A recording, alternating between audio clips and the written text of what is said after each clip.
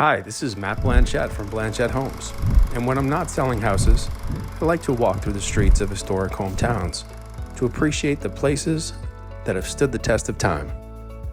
Walk with me. Hello and welcome to another edition of Walk With Me. We're here with Lincoln once again today in Ipswich, Massachusetts. How you doing, Lincoln?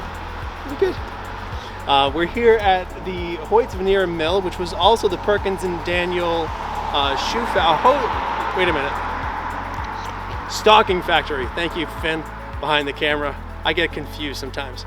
This is another great example of a Greek revival house. It was actually originally built near the Epsco Dam in Ipswich, not too far away for planing wood. And then it was later turned into the stocking factory. And it was famously owned by someone named George Gilmore, who is a renowned local firefighter and carpenter that gave his life to saving somebody else's in a fire in 1906. So thank you, George Gilmore, and all our local firemen for all your service. So we have the trident gable end here.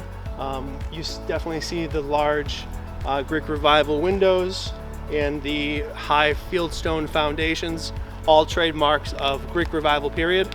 Lincoln is starving and really needs to get some food or something, so we're going to keep walking. Thanks for being with us today. We'll see you next time.